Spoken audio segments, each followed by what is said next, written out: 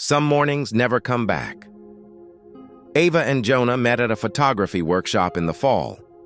She was taking pictures of abandoned buildings, trying to capture the poetry in decay. He was photographing shadows and windows, fascinated by light that broke through cracks. They noticed each other on the second day, both crouched in the same alleyway, aiming their lenses at the same broken window.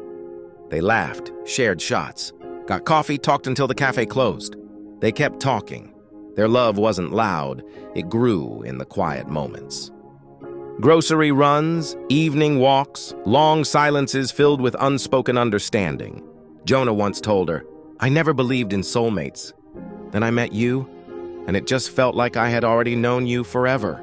Ava smiled and said nothing, but she felt the same. They moved in together the following year. Their apartment was filled with photos, not of landscapes or people, but of moments. A half-drunk cup of tea on a cold morning, sunlight through sheer curtains, their shoes side by the door. Their life was simple and full. Then one summer afternoon, Jonah didn't come home. A drunk driver, a red light, a phone call. Ava remembered dropping the phone before the voice could finish the sentence.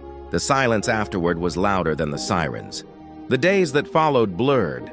Funeral arrangements, condolences, people hugging her who didn't know how to let go. But the hardest part was the morning after. She reached for the other side of the bed and found only cold sheets. She poured 2 cups of coffee out of habit. She turned to say something and no one was there.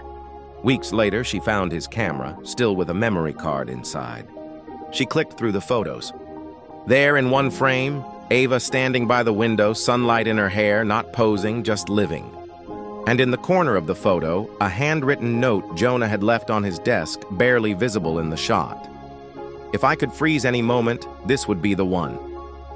She cried until she couldn't breathe. Then she picked up her own camera. She started taking photos again, not for art, not for anyone else, but to remember the moments that still came. The quiet, the lonely, the healing. Jonah was gone, but their love had shaped her. And in every photograph she took after that, in every morning she slowly reclaimed he was there, in the light, in the quiet, in the space beside her. The end.